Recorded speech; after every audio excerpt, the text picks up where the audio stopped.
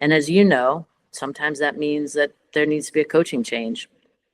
And sometimes the AD says, no, I think this is okay. And then students have the ability now to transfer. And we see a lot of that.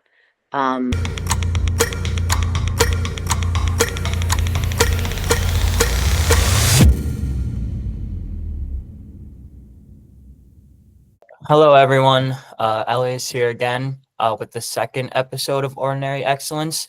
As a reminder to the audience, this is kind of looking at non-celebrities and then, their experience, their day-to-day, either overcoming adversity or their process in terms of like embodying what it means to be excellent and successful and reaching their goals.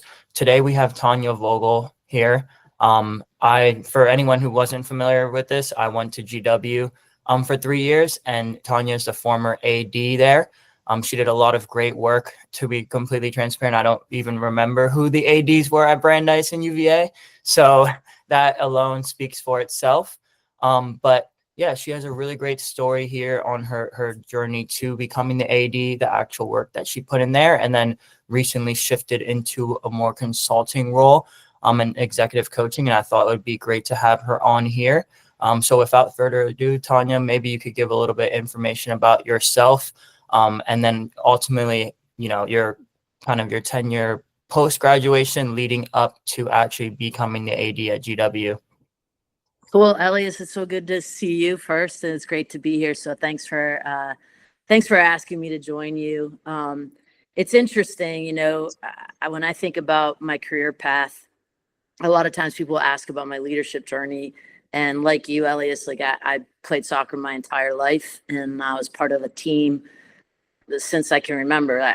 My parents threw me into soccer at 4 years old. So I've always been a part of teams. And pretty early in that process, I would emerge as a leader on that team, whether it's a captain role or whatever it may be. And so leadership was always something that I was intrigued with, as was teamwork and organizations and so on and so forth. So as just like you, Elias, I went to GW to play soccer. Unlike you, I stayed there my entire career. So and I want to talk to you about that in a little bit, because I've really enjoyed following your journey as well. But yeah, while I was at GW, loved the institution, loved playing, had a lot of great mentors, and knew pretty early on that I wanted to go into coaching. So when I graduated from GW, I went right into coaching, coached soccer and women's lacrosse at a D2 school in Pennsylvania, Indiana University of Pennsylvania. From there, went to Cornell, coached there for a year, and then came back to GW and was the head coach there for 12 years. And all the while, I continued to really want to learn more about leadership and organizations, and was fortunate enough to go to GW to get my MBA. And I do credit the MBA degree with kind of broadening my horizon in terms of all the different complexities that go into organizations. So I continued my learning there. When I left GW and left coaching, I went out to Northern Arizona and was in a senior leadership role on the administrative side, and then came back to GW in a similar role. And when the opportunity presented itself, moved into the AD chair, and was really fortunate to have the opportunity to work under several different presidents at GW, because I think each of them helped to shape me as a leader. And yeah, just finished that tenure in August, and now I'm cutting my teeth in the consulting world. Yeah. So you kind of gave us that story, and before even entering, I was kind of wanting to hear a little bit about maybe some of the challenges you may have faced in actually getting the role as AD. And then once you actually started the role, what adjustments did you have to make? What really obstacles did you have to overcome? And then how did that actually occur? Yeah, it's a really interesting path, because I was at GW in a leadership role, and my predecessor left. And it was pretty abrupt. It was in December of 2017. And the president at the time at GW met with me and said, "Hey, we're going to name you acting AD." And in some ways, you know, I didn't have to go through the traditional interview process. But the advice I give everybody I work with is, if you are growing where you are planted, if you are doing an incredible job in your day to day, people are going to take notice. And I felt like I had an interview process that was at least months long, maybe years long, because that president was asking people at GW, you know, what do you think of Tanya Vogel? And that's how that president came to the decision to give me the acting role. And then for the 4 months between that date in December to April, when he announced that I would be the athletics director, you know, I was interviewing, I was conducting the day to day. You asked about challenges. I knew that I had to display that I could do the job, and our culture at the time within the department was under stress. Right? I'm not going to say good or bad, but it was under stress. We had gone through a lot of changes. We had a head basketball coach, you know, dismissed in September of 2016. There were some, I'll call them, you know, negative press moments in the Washington Post and otherwise. And the department needed healing. And so I needed to display, you know, based on all my time working on teams and leading, I had to display that I could help to guide the department through, you know, I kind of, like I said, like a not good, not strong, under stress moment. And, you know, again, Elias, I think about your 10 years as a soccer player and stressors that you experienced. It's the same type of thing. And I feel like I was able to galvanize senior leaders, galvanize head coaches, galvanize SAC, and give us a direction to move forward. Okay. And then you were obviously, as you've been touching on, you were already involved. Obviously, you went to school, then you were already involved in leadership roles before becoming the AD. But were there any things that surprised you when you actually became the athletic director on the role, that you may not have not expected, positive and negatively? Yeah. Sure. I think the biggest thing is all of a sudden everybody wants time with you. And I remember doing an interview once early in my tenure, and I said, yeah, I want to be the accessible AD. I want to be there for my students. I want to be there for my coaches. I want to be there for my staff. I want to be accessible.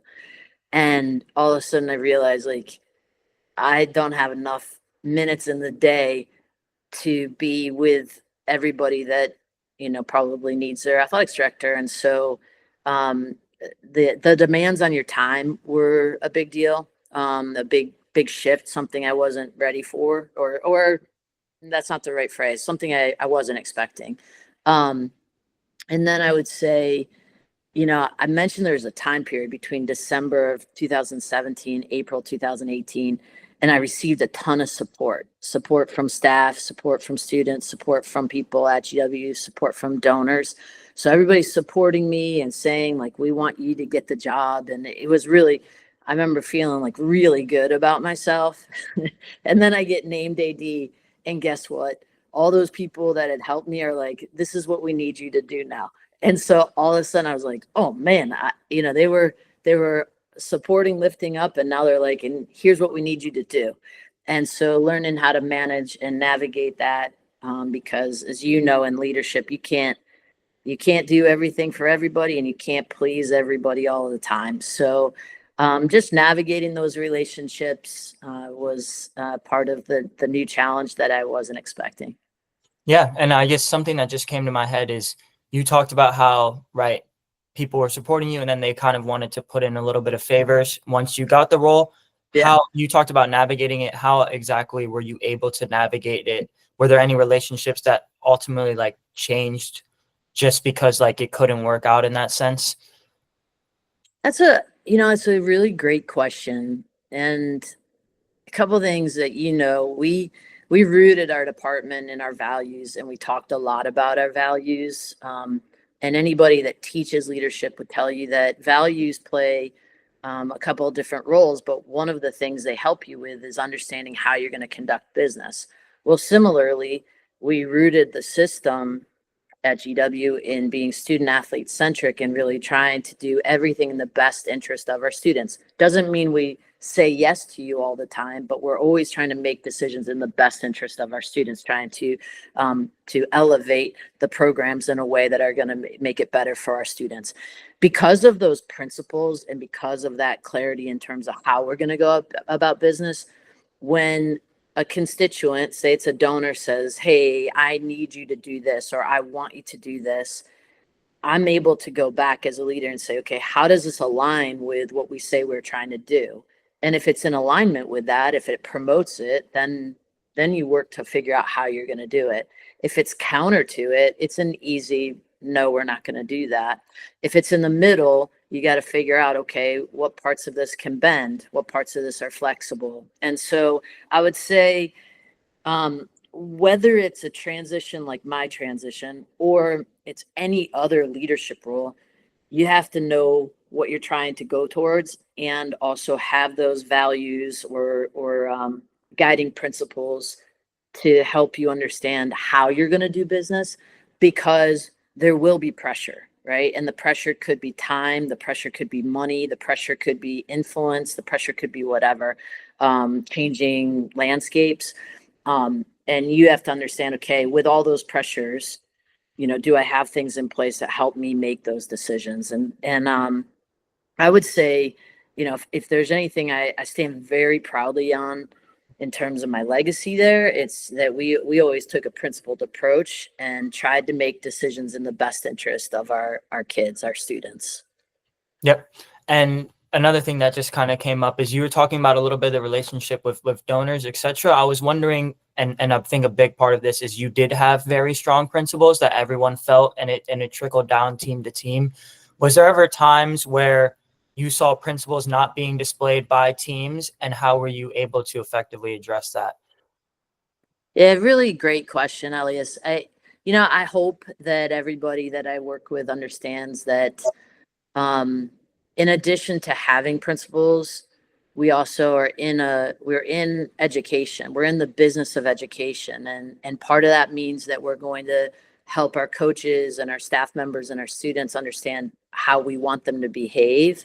And also we know that people are going to make mistakes. In fact, one of the things I have said a lot is, we developed this saying where we would say our competitive advantage is going to be seen in how we treat one another. And I would say that, and I'm like, and we fail nearly every day, right? Because every day somebody's gonna, treat somebody poorly. That just happens.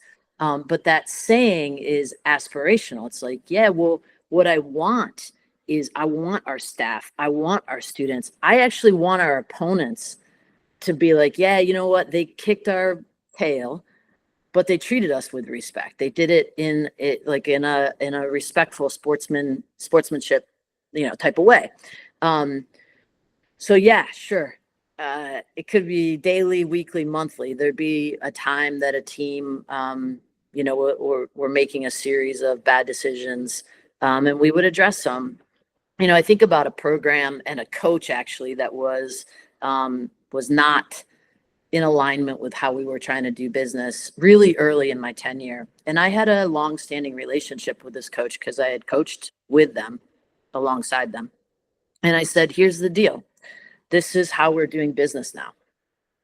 This type of behavior is no longer accepted, and my expectation of you, the head coach, is that you figure out how to get your own stuff together, and I'm here to help you. And then we got to get your team understanding that this is how we're going to do business.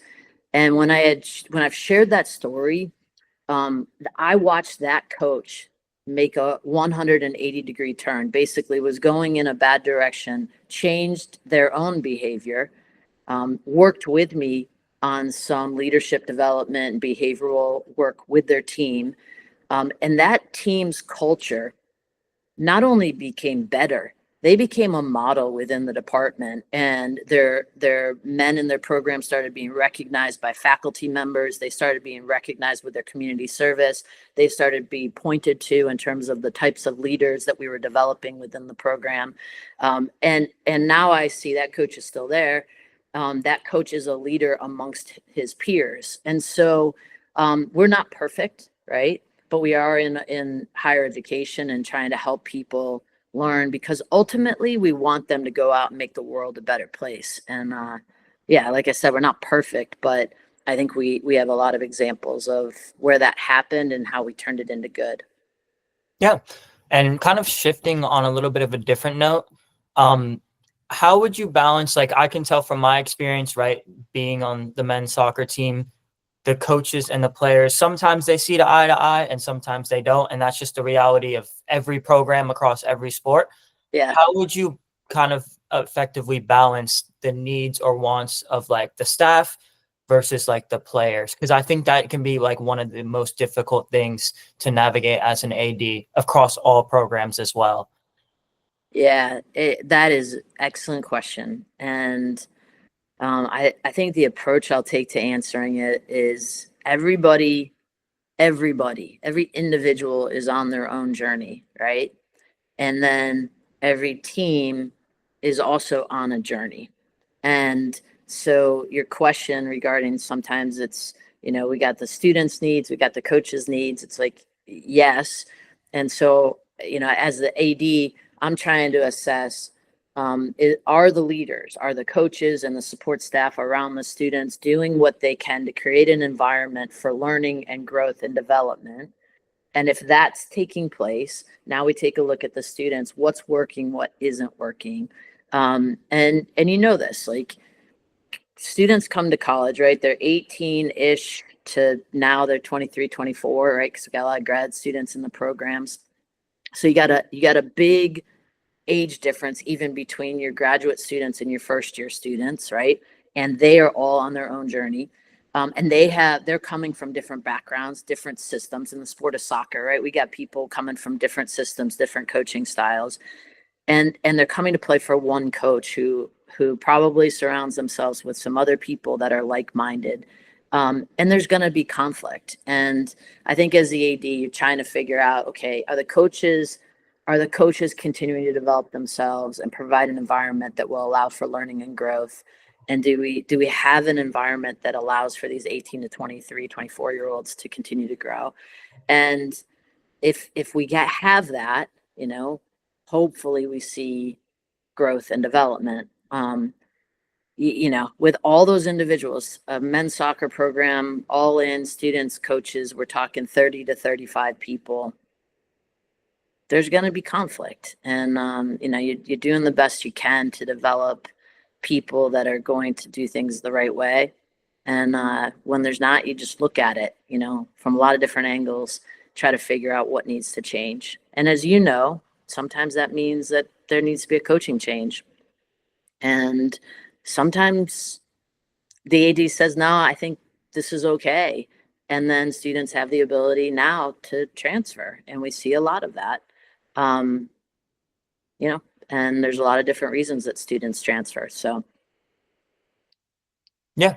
And shifting the note a lot here, but I actually had an interesting stat that I was able to pull online. So in 2023, about 85% of athletic directors in NCAA Division I were men. So I was curious with regard to this, did you ever like actively recognize that you were representing a very important role that was a small percentage of who you are? And if so, how did that impact, and if at all, like your day-to-day decisions, the way you went about your work, the way you went about your business? I was curious if that ever influenced the way you operated. Yeah, such a good question, and a question that I've been asked a lot in my life, because became a head coach when I was 25 years old, and at that time I think 10% of the D1 head coaches were women. And so I guess I'm used to being in roles where most of the people at the table are not like me. And yet I didn't think about it until people started to ask me about it. And when they started to ask me about it, I started to think about, okay, yeah, this does matter. It matters not only for the underrepresented individuals, right? It doesn't just matter for women, right? It matters for men that I am showing up and being the best version of myself and offering, my alternative viewpoint on things because I am showing up as a woman, right? And this is such a topic for today, right? Like we talk about diversity, equity, inclusion, and like one of the core things that everybody's not talking about is diversity makes teams stronger. And in the business world, diversity of thought and experiences and backgrounds, all the science says it makes it stronger, you know? And so like from a business standpoint, we should be doing this. Forget about the fact that it's freaking right, right? But for me, it was like, all right, Vogel, like when you show up in this room, you better be prepared and on your A game and also recognize that you are representing an underrepresented group, so you need to bring their point of view. When I got into the AD chair, we had 14 members in the A10. They're now at 15, but we had 14 members in the A10. 12 of those were men, male ADs, and then myself and Jill Bodensteiner from St. Joe's University were women. And Jill and I would talk about it. It's like, yeah, listen, we got to show up and represent. Jill's one of the smartest people I've ever been with, so she naturally shows up and kicks ass. But it was, again, we knew that we were representing an underrepresented group and that we needed to be on our A game and bring our point of view. What I would tell you is the men in that room were very open to the fact that 2 women were in the room, and they, I think we made them better and they made us better. Helps. We have a female commissioner in the Atlantic 10, and she is definitely the boss in that room. So that was helpful as well.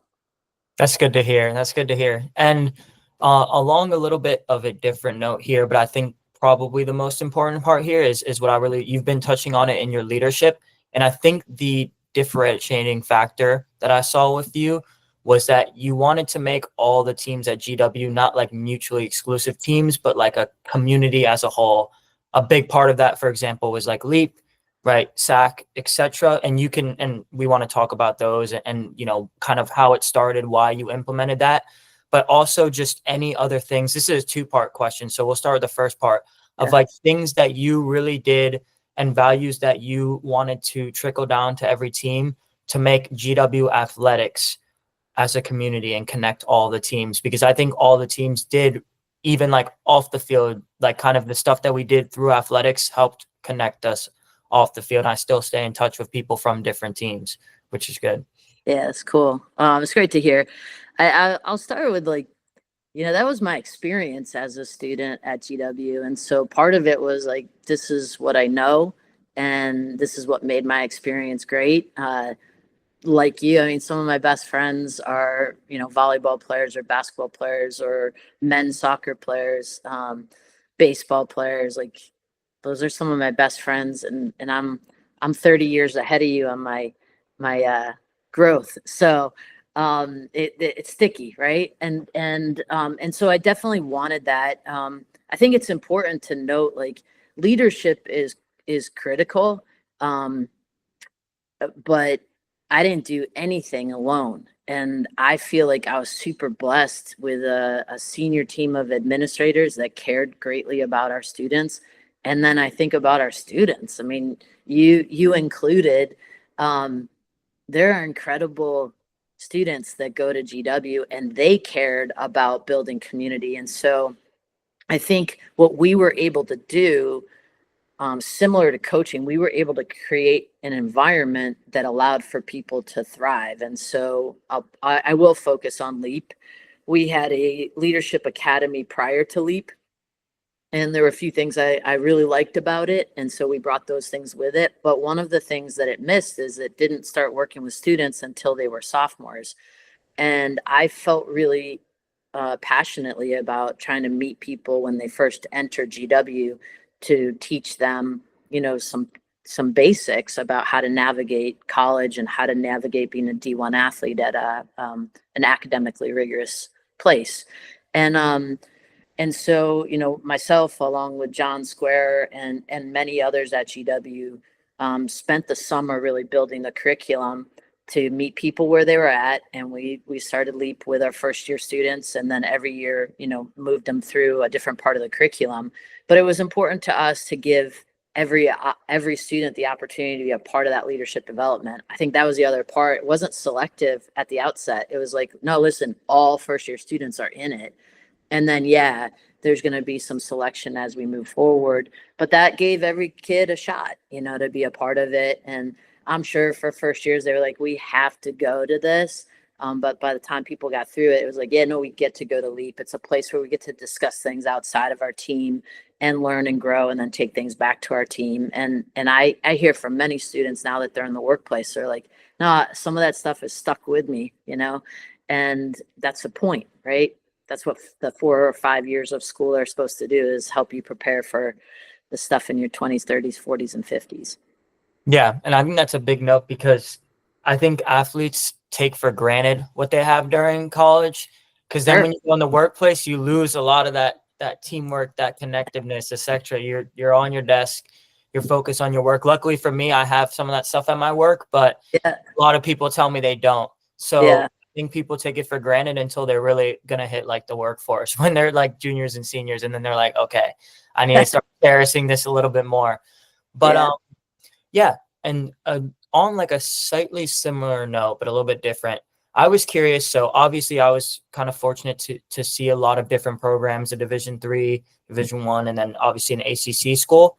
I was wondering, like, from your point of view, positives and negatives. GW has some very excellent athletic programs that are competing for a national championship, and some that, they go through cycles, as we did in soccer. My first year was we went to the A10 final, then we had a really bad season, then we had a pretty good season as well. So it goes through fluctuations. How do you think on the positive note that it was, overseeing a wide variety of athletic programs, and then maybe some things that may have been more challenging than, like, for example, if you like were an AD at like Alabama or a Duke, where like every program you just see across the board is, competing for a national championship? Yeah, really good question. It's interesting. Growing up in club soccer and high school soccer, I didn't lose much at all, right? I think in high school, 4 county championships, and got to play in states. And so when I got to GW as a student and lost, I remember crying after losing. And I played for a coach, believe it or not. My coach in college at GW never lost a college game. Right? There's one class at North Carolina, Shannon's class. They never lost a college game. So I'm playing for a winner. I am a winner, and we're losing my freshman year. I tore my ACL my freshman year, so I was redshirted, but I still cried because I hate losing. Like, I hate losing. My siblings will tell you, like, if I'm losing a card game, I'm like, I'm angry. I hate losing. And yet, along my journey, I realized that why I do what I do, like what my passion is about, is helping individuals find the courage to become a better version of themselves, or the best version of themselves, however you want to phrase it. And you can do that. And it involves losing, because losing teaches lessons. And so I think my perspective shifted, especially after I stopped coaching, to being like, all right, let's try to do things in a way that allow teams to be as successful as they can be. But for me, my day-to-day is like, hey, I want to help create an environment so Elias can become the best version of himself. And that's going to involve everything that we've talked about in terms of trying to create a good environment on the field, a good environment off the field, a great environment for him to excel in the classroom, prepare him for life, teach him about friendship and communication and leadership and all those things. And so I think that's how I am able to sleep at night, is like, listen, yeah, I want to win. And also I want to make sure that people are learning all the lessons along the way, so that they can go out into the world and really make the world a better place, which, in our day-to-day right now, like you can see all you got to do is turn on the television. Like, there's a failure of leadership. Doesn't matter what party you're a part of, there's a failure of leadership. And we need great people in the world that become the future leaders. And I have all the confidence in the world that millennials and Gen Z are like some of the brightest people I've ever worked with, and that they will help us make this world a better place. Um, which is good, because Gen X, we're struggling a little bit. Yeah, and that was very greatly said. But I wanted to, before we kind of shift from AD to the post AD world, Sure. few more things for you here. You kind of started talking about it a little bit, so I wanted to, for the audience, I think this would be a great part for them to hear.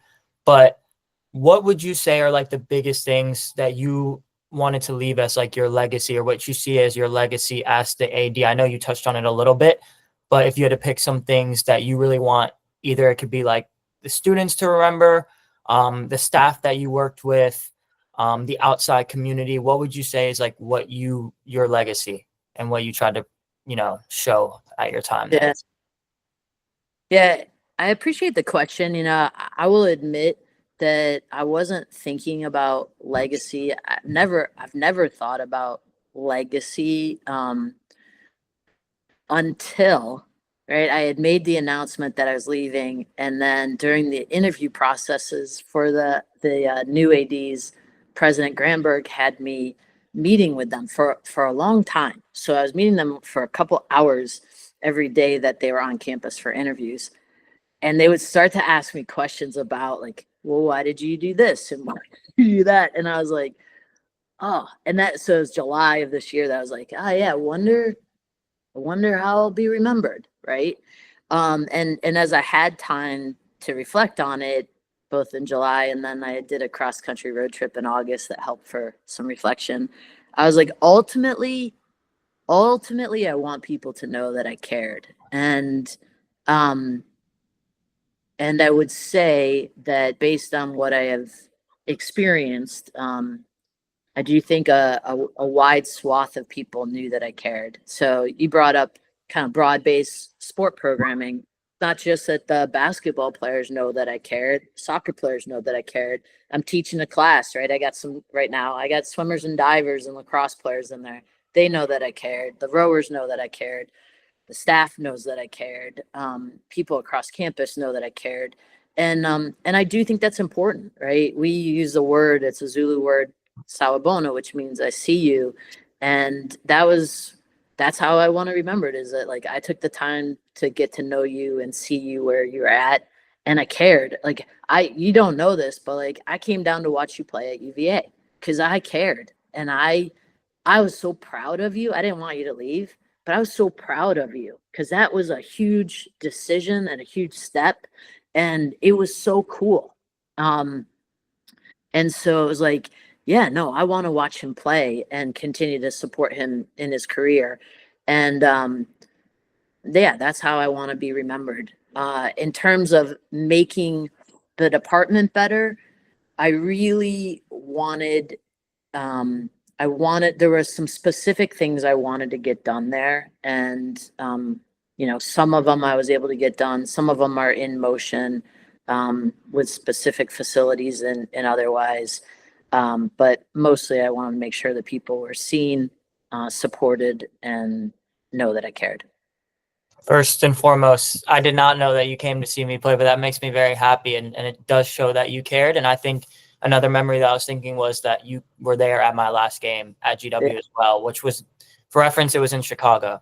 Yeah. So So windy. So yeah, windy that day. yeah, it was definitely in their favor. It was so windy and the field was so small and they were like a bunch of giants. So, but yeah, you definitely showcased that, which I think was kind of the whole premise here, was that you weren't just doing your role, you were going above and beyond in a sense. So that's kind of why I wanted to highlight the excellence in your work, was not just doing the role, not just being the AD, getting the finances done, making sure teams are doing well, but you actually wanted us to grow to the point where we would prosper after we graduate, not just when we're in school.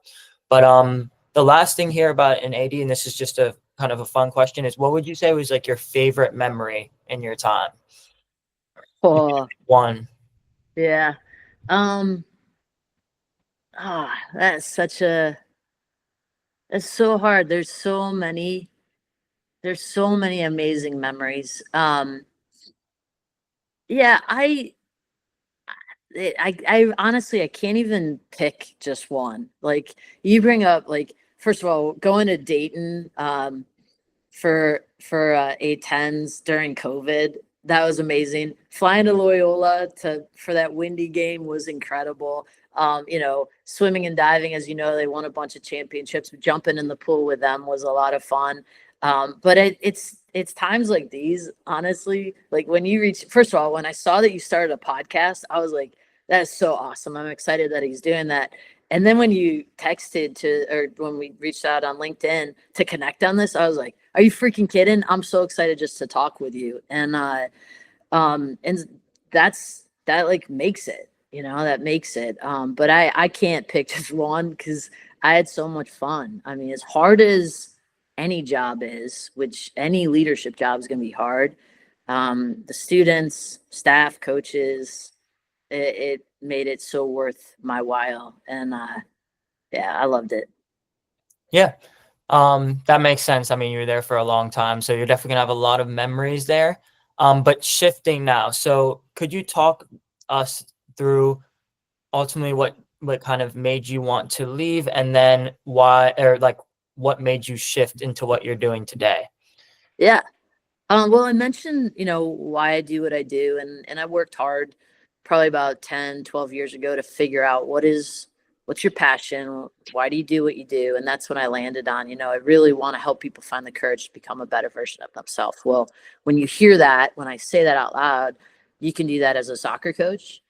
You can do that if you're fundraising. You can do that if you are, an athletics director. And I started to think I actually can do this. I can do this in any job, right? And that lines up with I went through the Georgetown program to become an executive coach back in 2021. And as I started doing executive coaching with people inside of athletics, inside of higher ed, and also in the corporate world, working with people in medicine and technology um, and finance, I was like, yeah, I can continue to do this through my executive coaching. So I started to build an executive coaching firm, which I've been doing that now for 4 years. Absolutely love it. Um, but the decision to leave GW had more to do with, I just felt like the thing that made me good at being an athletics director, there are enough people there right now that are kind of carrying that torch. And the type of AD that GW needs right now is somebody like Michael Lippitz, who is really passionate about the future of college athletics in terms of raising money for NIL and other things. And that just isn't the thing that got me out of bed in the morning. And so I both felt like we had a president at GW, a staff at GW that could carry on the work that I had done. And also, it was time for a different type of AD. So that made it easy for me to say, okay, my work here is done. But then I started to explore, okay, like where can I continue to do the stuff that I'm passionate about? And the Pictor Group is a consulting group started by former athletic directors. They've been doing great work for 10 years, and they work across the industry doing all different things. And I'm super fortunate right now. I'm sitting in an apartment in San Diego because I've been doing work for 6 months with UC San Diego. They just transitioned from D2 to D1, and they just needed some help with culture and process and systems and things like that. And so uh, a little bit of time every month I'm out here in San Diego. I'm not complaining at all. Doing a lot of the work that I did at GW with a totally different type of institution, super, super high academic, but a big public school, 35,000 undergrads. And it's a lot of fun. Yeah, and I was glad it was rewarding for me to hear that because I actually did not know why you stepped away there, just because I wasn't there at the time. Sure. So Yeah. hearing that was I kind of, that was a personal question in a sense as well, because I wanted to hear that. But last thing for you here is how would you say your life, you want it to look, let's say the next 5 to 10 years? What are some of your goals you have? It can be professionally, personally, etc. But what does your ideal life look like in the next 5 to 10 years? Yeah, great question. I'm at a different point in my life. I'm 50 years old now, and my parents are both still alive, and that was another reason why I wanted a little bit more flexibility. Um, you know this as an athlete. As an athlete, you're busy every weekend, right? Throughout your career. As a coach, same thing. As an AD, every night and weekend. And so I've missed a lot of birthdays and holidays. And so my number one goal in the next 5 to 10 years, spend as much time with my family. And even though I'm out in San Diego a ton, I've seen my family more in the past 6 months since leaving GW than I did in the previous year. So that's a priority of mine. Traveling is a passion of mine. And so I mentioned I did a cross country road trip, which I did to come out here. Well, I'm doing a cross country road trip right now, and skiing a ton. So I'm like driving a little bit, skiing, flying back to DC, flying back to San Diego, flying back to my car, driving, skiing. So one of my personal values is adventure, and I hope to travel and explore as much as I can. And then in terms of my work, Elias, like I'm very, very passionate about continuing to help people become a better version of themselves. So whether that's through executive coaching, consulting, culture work, other things, even podcasts, like those are all things that are kind of on my radar for the next 5 to 10 years. But it's an awesome place to be, and I'm having the time of my life. Glad to hear that. Well, before I wrap this up, I know close to the beginning you mentioned you wanted to say some things. I don't know if you still did or ask questions. If you do, Yeah. okay. Yeah, because I as a leader, I'm always super curious about choices that people make. And we didn't get a chance to talk when you left GW to go. And so I'm just curious how you made that decision to leave, because you were thriving, right? And yet when I saw you go to Virginia, all of me was like, this is awesome, because obviously Virginia has such a storied history in men's soccer. At the time, I don't know if you know this either, but I was on the men's soccer committee and ultimately ended up chairing the men's soccer committee. So I was paying a ton of attention to you and Tom and others who had left. So I'm just curious what went into your choice to leave GW and go to Virginia. Yeah, I think the biggest thing was there was two. It was on the field and off the field. I think like being born and raised in Maryland, right near DC, and then staying in DC, I think I just like wanted to kind of get out of there. I was just there in the DC area for too long. Yeah, On the soccer field, which was obviously the biggest part, I think just obviously my goal was to like, play professionally at some point in time. And I just saw that like a school like Virginia may just have better access to like agents and like professional teams. And yeah, it seemed like that access at GW that our staff had just was very limited. And so yep, ultimately that was like a reason. And then the third, I think, was like obviously the ACC, they had won like 3 back-to-back national championships. And I yeah, was like, I remember when I was at Brandeis as a freshman, I was watching UVA play the national championship against Georgetown. So like I wanted to test myself at like the highest level and ultimately prove to myself that I was like good enough to play at that level. yeah, So it wasn't a thing where it was like I had to leave GW. It was just more of a thing where I think that that would have offered more opportunity professionally, and it was like something that I kind of needed to prove to myself in a sense.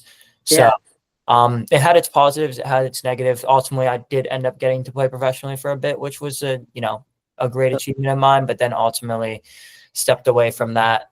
Just the growth that I had soccer wise was like here to here, and the growth that I can make now in my like new career and personally is like can be here as like a ceiling. So yeah. that kind of ultimately prompted me to take on a 9 to 5 and do these other things like make my podcast. But yeah. I love it. So cool. I also love that you're living with two of your former teammates and two of really the best guys that, um, I mean, obviously Oscar, but all three of you had tremendous success on the field. But I just appreciate the leadership, and it was fun to watch you guys grow at GW. So I'm excited that you're living with those two guys too. Yeah, it's been good. I think people could probably predict I would live with Haji. Like we lived together at some point. Yeah. And at GW, and then obviously Oscar. I think we all provide a good balance, and it's been good. Besides that, actually, I'm not going to say what I was going to say, but I told you before the call. But yeah, so this was a great experience for me overall. Really was excited for this one, and I think a lot of my followers, being GW people, I think they're definitely going to see your name and tune in for this one. And I hope that I was able to ask the right questions to elicit the responses that we're looking for. And overall, around the theme of ordinary excellence, I think, touching on some of the things that we talked about, I think the legacy that you left, the work that you put into it, ultimately what you're doing now all embodies that. So I was very appreciative to have you on here. Thanks so much. I'm super proud. I'll continue to follow your podcast, and excited to see who else you bring on to it. But I've enjoyed this conversation. So thank you. Yep. Take care. All right. Take care.